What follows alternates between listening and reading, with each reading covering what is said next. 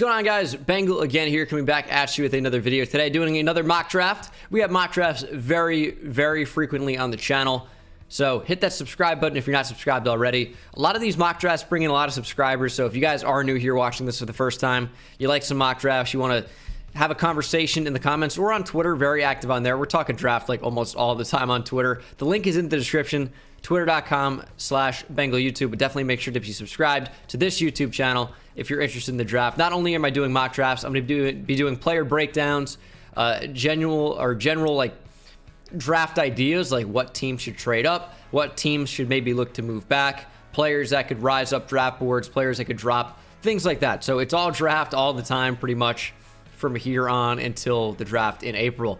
So should be a lot of fun. Hit the subscribe button if you're new. It's completely free, as I'm sure to remind you guys as often as possible, and we'll jump into it. Draft order completely set for the first 18. Trades will happen, teams will move around. Not doing trades in this video, but probably my next mock draft will have trades, so stay on the lookout for that. I've got a very crazy idea for a team to move up to number 3, but again, that's not going to be in this video. Maybe I'll give you guys a bit of a spoiler type thing on Twitter. But Jaguars at number 1, they get the best player in the draft. That's Trevor Lawrence. I think there's a lot of talk about maybe the Jaguars sticking with Minshew, trading down, getting a lot of picks. Maybe they go Fields if Ryan Day becomes their head coach. You got the Ohio State connection. I don't think that's true. I think that's ridiculous. Of course, could end up happening. You never really know. But Trevor Lawrence is the best player in the draft. There is a big drop-off, in my opinion, after Trevor Lawrence to Justin Fields or Zach Wilson. But Lawrence is the guy here at number 1. Jets at number 2. Another thing we've been hearing a lot about is, oh man, Justin Fields isn't the guy anymore. Zach Wilson is the best QB. They're both not very good. Like, you hear so many different things, but the reality is Justin Fields is a tremendous player. He had a not-so-great performance against Indiana and Northwestern. Of course, injuries were big in that game, missing Chris Olave. But then Olave came back, best receiver on that team, and Fields, playing probably with a broken rib or two, went off, dominated the Clemson defense. He was on point the entire night. Justin Fields had an amazing performance, and I think now guys are really going to be, solid and solidified on him being QB2 in the draft. Really good player. Dolphins at 3. I think this is probably a trade down spot in real life, but no trades in this one because we're doing the draft order based off of what just happened. And I think Penei Sewell will be in play here. Now, you could say that the Dolphins have their tackles of the future, Robert Hunt at right tackle and Austin Jackson at left tackle. Jackson was kind of up and down. Rookie tackle, you'd expect that. Now, not only does Robert Hunt have guard flexibility, but so does Penei Sewell. I don't think that's being talked about very much at all. But Penei Sewell is someone that has a lot of traits that you'd see of top guards. And as a tackle, you're really drafting him on rare athleticism for the position.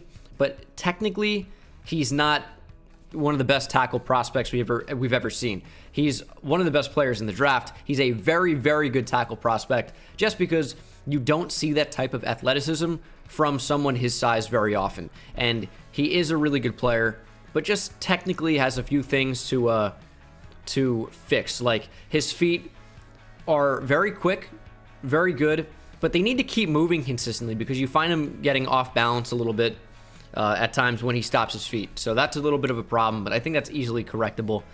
But as a guard, he could find people, go up the field and just maul them. So I think if you take a versatile guy like Sewell, you could play him at left tackle. You could move Robert Hunt inside. You could play Sewell at guard. I think he's just the plug-and-play best offensive lineman in the draft very easily, so Dolphins go him at 3. Falcons at 4. I'm going quarterback, and I can break this one down for you because there's been a lot of talk about, oh, do the Falcons go QB, do they not? And I think what it comes down to for me is, when is the next time the Falcons are going to be moving up here, picking inside the top 5 of a draft in a pretty strong QB class? Didn't really even talk about quarterback to the Dolphins. There also has been a lot of talk about that recently. Tua Tagovailoa is a good quarterback. Before we go into this Falcons pick, Tua is a good quarterback. He rehabbed the entire offseason because he was injured, if you remember. And it was a really weird offseason anyway with all this COVID stuff. So Tua, without a real offseason, without having, the anticipation of being a starting quarterback in 2020, came in and played pretty well. The last few weeks of the season, yeah, wasn't perfect, but he hasn't had an opportunity to really learn the system and develop around him. The weapons aren't particularly great there. It's not an arm strength issue. It's a processing issue. You don't know where he's going with the football, so the play calling has been limiting of Tua. Tua has the arm. He is a plus potential quarterback in the league. Let's not, after one really weird season where he didn't even play particularly poorly, just say, oh, it's time to move on from Tua. I'm getting annoyed at that. But yeah, Zach Wilson at 4. Matt Ryan is 100% your starting quarterback in 2021. His contract dictates that, right? But if you take a quarterback that you can develop, you got a new head coach coming in, could want his guy. Matt Ryan, if is cut next season, saves a lot of money for the Falcons. But if you take a quarterback at 4, you get tremendous value there in Zach Wilson, in my opinion. And Matt Ryan, who could be gone in 2 years, save you a lot of money. Wilson sits for a year, learns the system, learns the offense, and comes in 2 years and is your guy. Does the best defensive player in the draft for the Falcons make that defense a playoff defense? I'm not sure that it does. Their defense is weak. It's definitely the weak point of the team. The offense is not bad, but you're looking beyond 2021. You're looking to 2022, 2023, 2024. And while defense is definitely a weak point, you can take that in the second, third round and get guys that will impact your team in a positive way. The Falcons don't have a ton of money, but if you get rid of Matt Ryan at the end of next year, you save a lot of money. You have a really, really big opportunity to build your team. So with this pick, you're saying, all right, we might not be amazing in 2021, but we are setting ourselves up for the future. And with a new regime coming in, with a new head coach, I think you have to look to the future. So a lot of explanation on the first or 3 and 4, more than you'd usually expect. But I think Dolphins no QB, Falcons should go QB. Bengals at 5. There's been so much talk about, oh man, Sewell no matter what. Sewell's not on the board in this situation.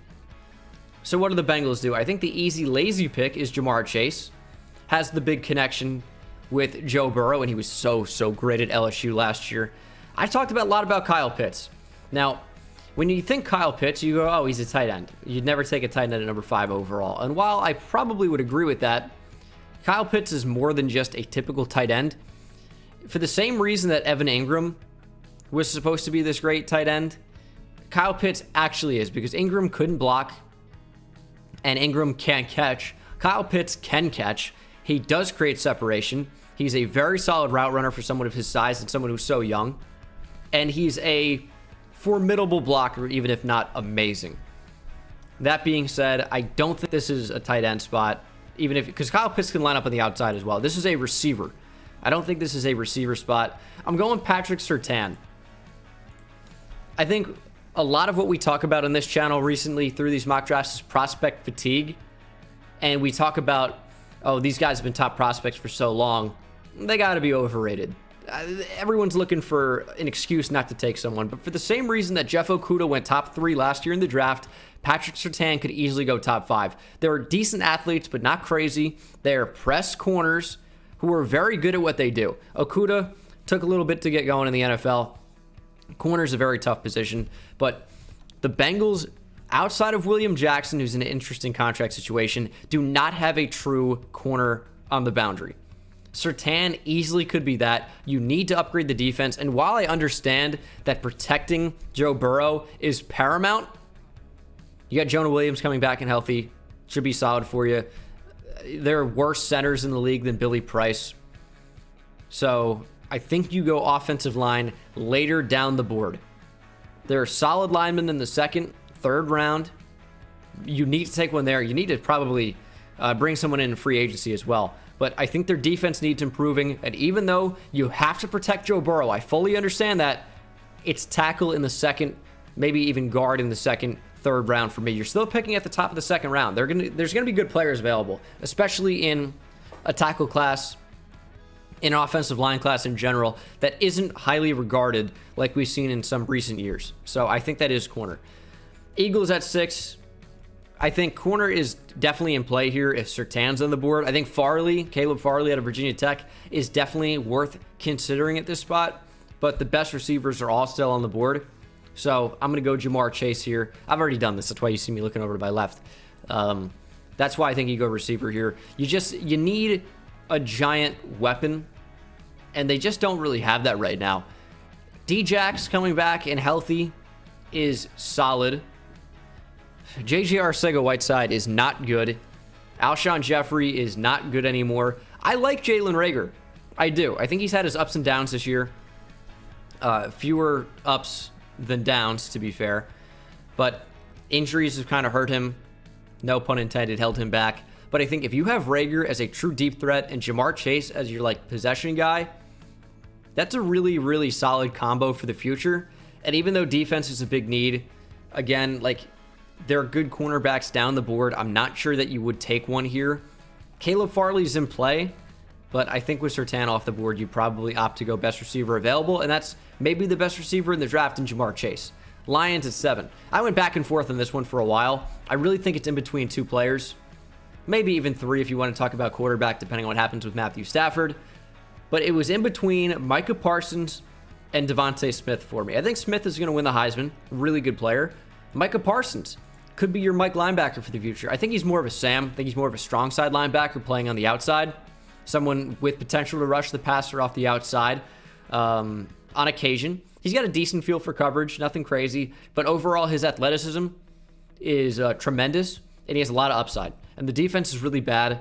But at the same time, I think you need to take a receiver here. With Kenny Golladay being a free agent, with Marvin Jones being a free agent, what receivers do you even have on the roster? Quintez Cephas can't be your number 1. And that doesn't mean they're definitely going to lose Golladay or definitely going to lose Jones or definitely lose both. But if you do, you need another receiver. And Devontae Smith is a really, really good one. Excellent separator, excellent route runner in general. And the Lions get a good one at number 7. Leaving the Panthers at 8 to seemingly go Micah Parsons. Great linebacker prospect. Fill Luke Kuechly's hole that he left. Even though, again, I'm not sure Micah Parsons is that Mike guy for you. Even though he's a really good player, I think everyone's so infatuated with the idea of, if you take a linebacker so high, they have to either be able to pass rush at an elite level, which isn't Micah Parsons, or be your Mike guy right in the middle, stud for the future. And I'm not sure Micah Parsons is that, but he can be a really good strong side backer for you. Really, really good. A lot of great versatility at his game, but I'm not going to go with Micah Parsons. I'm going quarterback. I'm going Trey Lance. It's pretty clear that Teddy Bridgewater is not the guy. And it's also probably fairly clear that Trey Lance is not going to be the guy right away. He's only played 1 season of FCS football at North Dakota State, but he was really, really good in that season. Wasn't amazing in the showcase game. I don't care about the showcase game at all. I think what you have with Trey Lance is a plus potential, high upside quarterback that's a very good athlete for the position, has a very strong arm, and overall is a solid prospect. Mechanically, he's pretty good. I like Trey Lance a lot, and I don't think Teddy Bridgewater is the guy going forward. You have an opt-out with Teddy Bridgewater after this next season, so Teddy can be your starter next year, which, no pun intended, but Teddy Bridgewater is your bridge quarterback to Trey Lance. I think if you're picking at 8 and a prospect like Trey Lance with high upsides on the board, I think you take him. And then Matt Rule, new head coach in Carolina, did pretty well, I think, this past season, all things considered. Wasn't terrible, despite what their record was. I think he takes his quarterback of the future, and we're going to say that's Trey Lance. And that leaves the Broncos at number 9 to go with Micah Parsons. And I think that's a really, really good fit because Malik Reed's played really well in the absence of Von Miller. Bradley Chubb is definitely a plus edge rusher. And Micah Parsons can kind of rotate around and play where he's needed.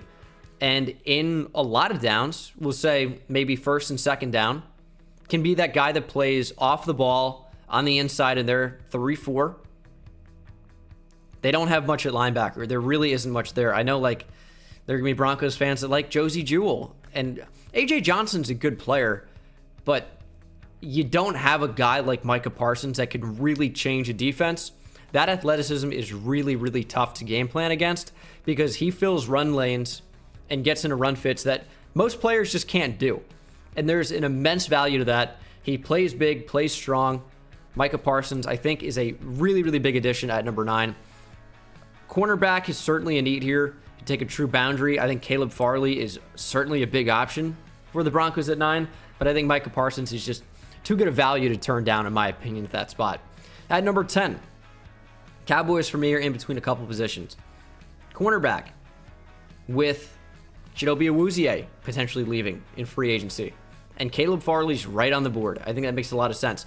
Offensive line, because they've dealt with a ton of injuries. They're not great on the interior. I think Tyler Biadasz, for a rookie center, has played pretty well. Zach Martin is a stud, but with all the injuries that Tyron Smith faces every single year, as he continues to get up there in age, maybe you go left tackle. Left guard, Connor Williams, who I think is a free agent, also is not very good. Guard could be in play, and that's why a versatile guy like Rashawn Slater makes a lot of sense. But for me, that defense is so brutal that I think you have to look defense here. But I'm not going to go corner. I'm going Kwity Paye. We'll talk about Gregory Rousseau in a minute when he comes up. But I think Paye is just a decent value pick for the spot. He's a really, really good player, excellent athlete, has definitely gotten better technically as he's received more playing time at Michigan. Has been the starter all year. He is a plus player. Great traits, a lot to like there. And he's got great size as well. He's nearly 280 pounds. He's someone that can be a good run stopper as well. But I think off the edge, he offers great pass rush, and the Cowboys really don't have a lot of that. DeMarcus Lawrence is in a really, really weird contract situation because he's getting paid like the best edge in the league, and he isn't that. Not anymore. He had a season where he was maybe in contention, but he is not that. Giants at 11. Maybe if Kwity Paye is available, you go him. Gregory Rousseau is available. Could go him. Here's the thing about Gregory Rousseau. I did tape study on him. I might release a video. Let me know if you want that. Rousseau, to me, is a decent athlete. He's got great size and length, and that's why you'd value him so highly. But technically, he's pretty bad. He's a good run defender on the edge, which you do value. But if you're taking an edge rusher this high, you want someone that can be a game wrecker off the edge as a pass rusher. And I'm just not sure Rousseau's that player just yet. A lot of his penetration, and of course, don't laugh at these words, please. See in the comment, oh, Bengals did penetration, but that's what it is. But Rousseau's penetration comes on the inside. This guy gets a lot of pressure playing over a guard, even lined up at the 0, over the center. And he relies on athleticism to beat those guys who are just not as fast. But against a tackle, Rousseau really doesn't showcase the bend of a top edge rusher. His hand placement is pretty poor, doesn't really offer a lot from a rush counter perspective once his first move is beat. And a lot of the times he just wins with athleticism up the middle. And he's not a guy that's big enough to be a run defender on the inside. So I'm just not sure what his true fit is just yet. So I am going to drop him. I'm not even sure he's the 15th best player in the draft. So I thought Rousseau was going to be a stud. You watch him play, you watch the highlights or whatever, you go, oh man, that guy's going to be something else. And then you flip on the tape and you go, he's got a lot of room to grow. He's a project. And as a Giants fan, I don't want that yet. I want someone that can separate at an elite level. I've released a video on this guy. I know everyone's like, oh, I got a hard-on for Jalen Waddle. Listen, I think he's an incredible player. I'm not sure he's being talked about enough. He's a really, really amazing player. And for me, I want that. I want an amazing player on my team. I think it makes a lot of sense. The Giants need someone that can separate at an elite level. That's Jalen Waddle. Get deep over the top. Jalen Waddle, elite after the catch. Jalen Waddle. There really are not many flaws to his game. He's not like John Ross. He's not like these typical speed guys, because he can go up and high point the football. He can catch the ball in traffic. I think Waddle is an elite prospect, and the Giants would be lucky to get him at number 11, in my opinion. 49ers at 12. I'm going Rashawn Slater. I went back and forth on this a lot. Basically, what it came down to is Slater has flexibility to play guard, maybe even center, and tackle. So regardless of what you think about Trent Williams for the future at left tackle when he comes back and he's healthy, Slater can start at guard, whether that's right guard, whether that's center. I like Laken Tomlinson at left guard for right now. He's fine. But you need a center, you need a right guard. You maybe need tackle for the future. And why not take a versatile guy like Rashawn Slater that can kind of do it all? Chargers at 13. I'm not going to waste a lot of time with this one. You need to protect Justin Herbert for the future. I'm going to go Sam Cosmi. He's one of the most elite pass protectors in the class. I think Darisaw is probably the best tackle remaining, but we're going to have him drop a little bit as I think maybe Cosmi fits the Chargers better to get an elite pass protector to protect Justin Herbert. At 14, we got the Vikings. Went back on this for a while, back and forth, but I've decided to go Elijah Vera Tucker. Another guy who's versatile. He is a tackle at USC that can play guard. And for the Vikings, I'm not sure Riley Reif is your guy at left tackle. Dakota Dozier is one of the worst offensive linemen I've ever seen, and he starts at left guard. So why not take a guy that can come in, play guard immediately, and then maybe even be your franchise left tackle once Riley Reif is gone, even though Riley Reif was having one of his best seasons before injury. But yeah, Vera Tucker, I think, offers versatility and offers a lot of value because of that. Patriots at 15. Not going to waste time on this. It's Kyle Pitts. There's no tight end there at all in New England, and there really isn't an offensive weapon. I'm going to be honest with you. Like, Jacoby Myers, sure, he's a decent player. I don't think he's ever scored a touchdown before. Say what you want about that. But Kyle Pitts is not just your typical tight end. He's someone like Gronk that can line up on the outside and be effective as a wide receiver. I think he can play in the slot. He's a good route runner for his size and his age. We talked about that a little bit earlier. I like Kyle Pitts a lot. He also can go up and catch the football with the best of them. His hands are elite. So I think he's the best offensive weapon available for a team that historically loves to use their tight ends. This is a match made in heaven, and it really wouldn't shock me to see Kyle Pitts go a lot earlier. Cardinals at 16 now. Caleb Farley's available, and Patrick Peterson's taking a step back. Drake Kirkpatrick is not great, and I do like Byron Murphy as a third corner, as maybe a slot cornerback. We haven't really been able to see what he can do on the boundary of yet, but I think Farley is a boundary corner who is very elite for someone that's newer to the position. I think you have sky-high upside with Caleb Farley, and the Cardinals need to improve that defense. Raiders at 17. I think this has to be linebacker. These fill-in guys just really haven't worked the way that the Raiders would want them to. Like, Nick Kwiatkowski's decent. Raekwon McMillan really hasn't gotten much of a chance. And I'm not a huge fan of Corey Littleton. I think that they need to take a true, like, first-round caliber linebacker. And Max Crosby, Cleveland Ferrell, they're fine on the edge for right now. Those are good players. Ferrell is certainly trending up.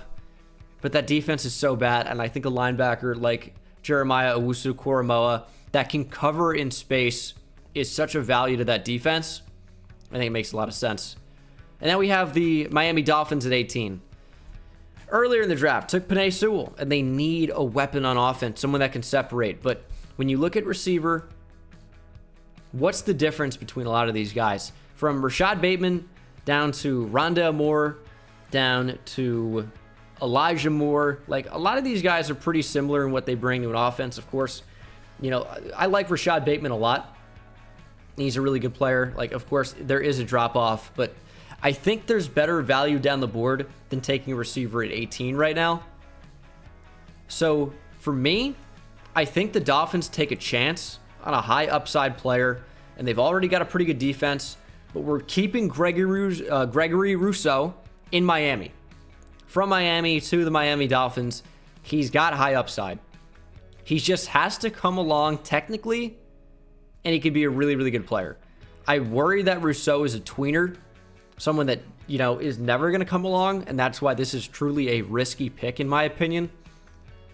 But there is high upside due to his length and due to his athletic traits. I'm just not sure he's quick enough to play on the outside.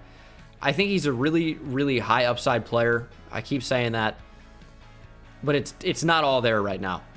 So Rousseau falls to 18, but I think this is probably about his range. Now, the football team, Washington, they, just like the Dolphins, could use a separator and a better offensive weapon.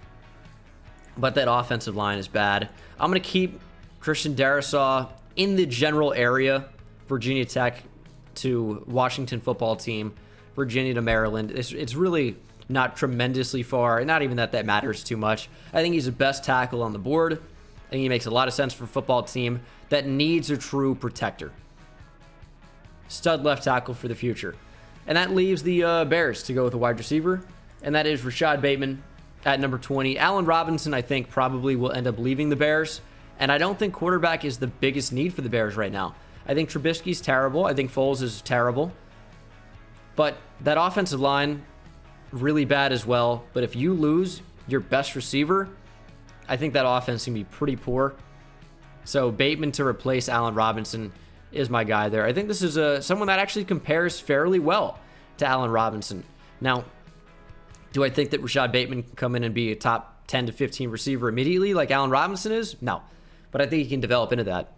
And he's certainly a solid replacement. We love Darnell Mooney on this channel. Darnell Mooney season. But Rashad Bateman is the pick there for me at number 20. Jags at 21, of course, went with Trevor Lawrence earlier. But as much as it makes sense to protect him with a tackle, that defense is so bad. They get run all over consistently. So I'm going to give him a D tackle. I'm going to go Marvin Wilson. I love what he offers at Florida State.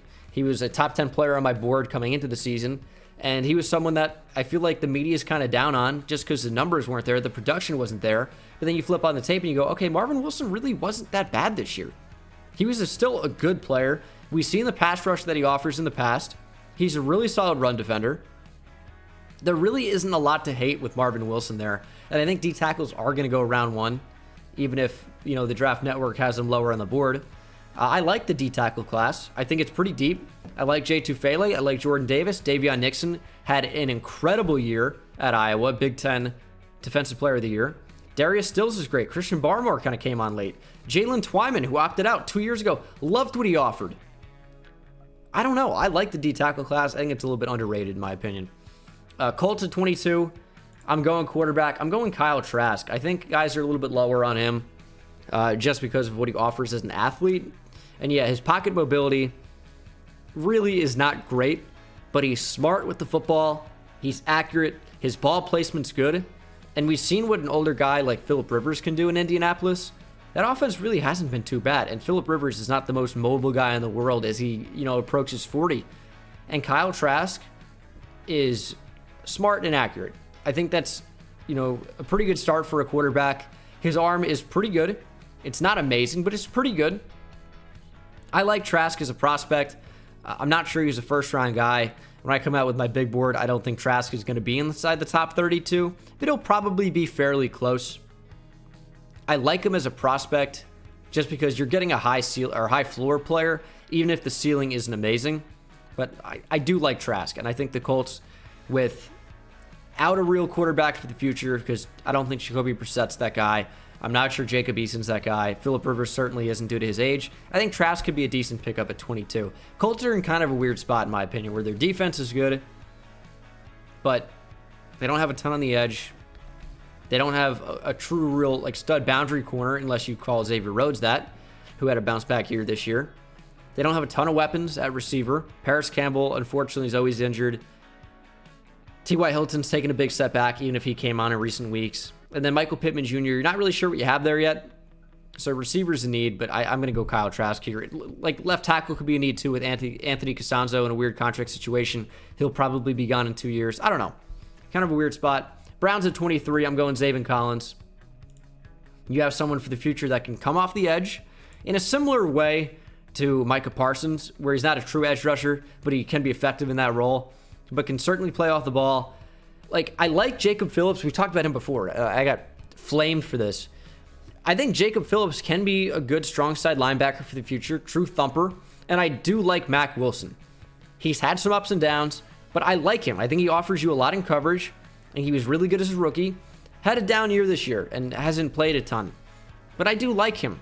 Now, do I think Zaven Collins can be your future Mike? I think there's potential for that. I think he's more suited to play outside backer, but the Browns need linebacker very bad. I think Zaven Collins is a really good player.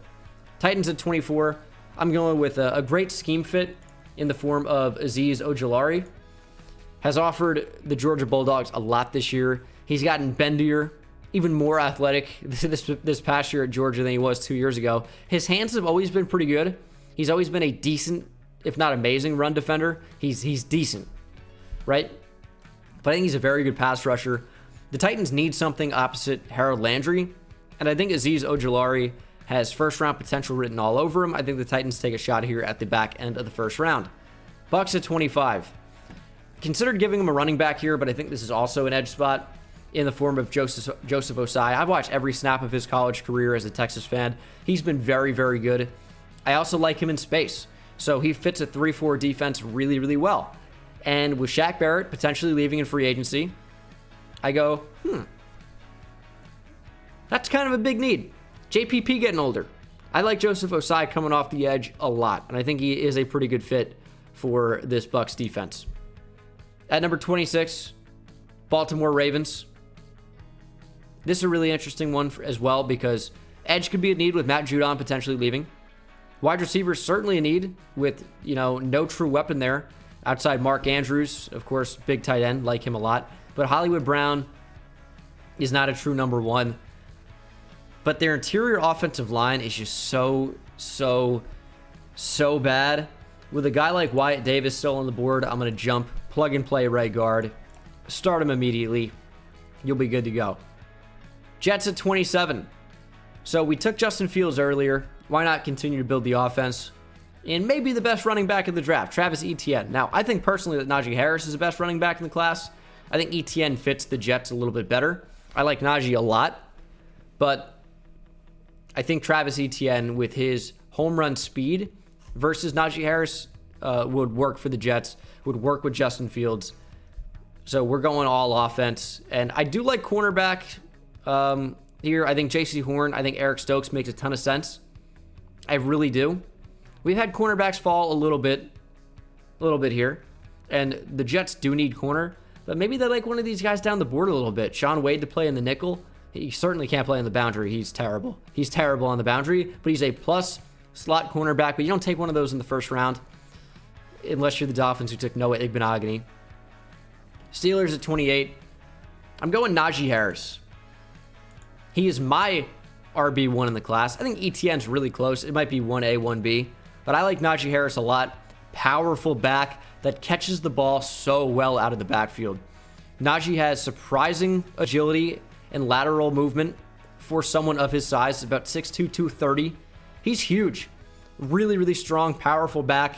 But that combination of strength and power paired with his ability to catch the ball out of the backfield is rare. And I think he could be a first-round pick for that reason alone.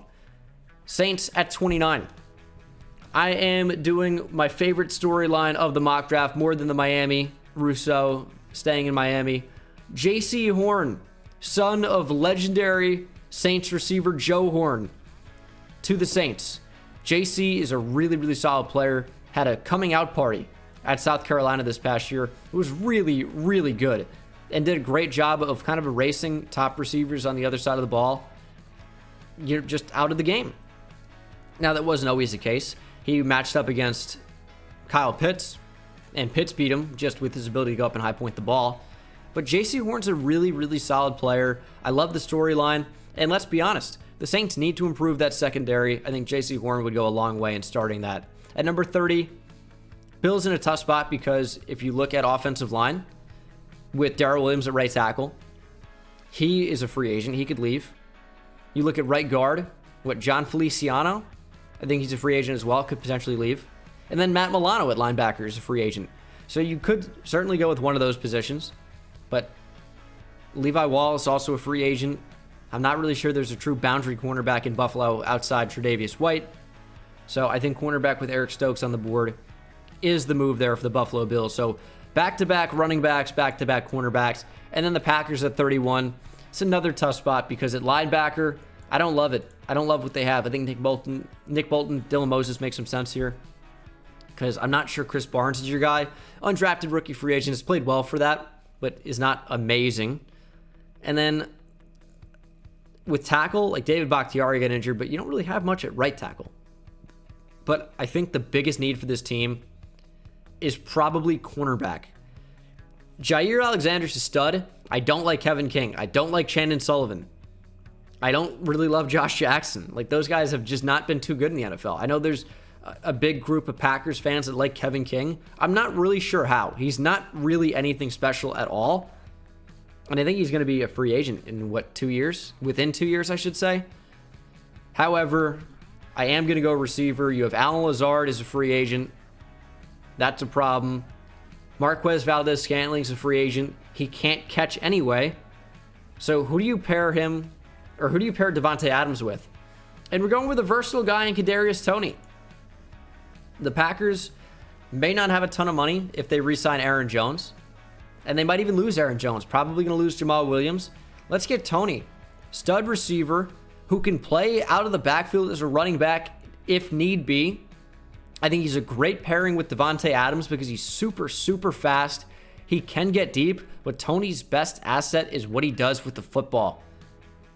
After the catch, he's so elusive, so explosive, a guy that can go from 0 to 100, stopping on a dime, accelerate back up to top speed in no time at all. I think he's like an upgraded athletic Randall Cobb for what he would be for the Packers on offense. I don't think Randall Cobb's a good comparison, but I think that's kind of what he offers the offense. So someone that has solid hands, not amazing, but solid hands, and he's so elite after the catch. He's someone you just scheme to get the football. I think he's a safety net for Aaron Rodgers, maybe in the flat consistently, over the middle, and maybe even out of the backfield. Could be a deep threat. I think Chris Olave makes a ton of sense for that same reason. But Toney, I think, is too much of a weapon overall, and the Packers pull the trigger for the last pick of the first round. Chiefs projected to win the Super Bowl in this, of course, based off record. And wide receivers need for them too. With Sammy Watkins getting up there in age, with Demarcus Robinson maybe leaving, why not double dip on your best overall part of your team, which is offense? But linebackers, so weak. I'm going to go Nick Bolton. You get just a real run-stopping linebacker up the middle that actually does have surprising athleticism to go sideline to sideline. And the Chiefs, whose linebacking group is really, really poor in my opinion. I like Willie Gay for the future, but Nick Bolton's a Mike linebacker. And the Chiefs really don't have that. So that is my recent mock draft with the updated order. I'll be doing a mock draft with trades next. I tried to explain a lot of these picks. I'm sure this was a bit of a long-winded video for a lot of you guys, but hopefully you understand, even if you don't agree. But I will see you in the next one. Take it easy. I hit it at the park, bend bones. See me high step to the end zone. My life like a game, Nintendo. Playing with the best, let them know. Get off the track, the train's coming through. Yeah. Promise you get in my way, then you best believe I'ma just run over you. Yeah. I'ma turn taking it back to the house. Defense a joke, I'm laughing so loud. Speedbird's good.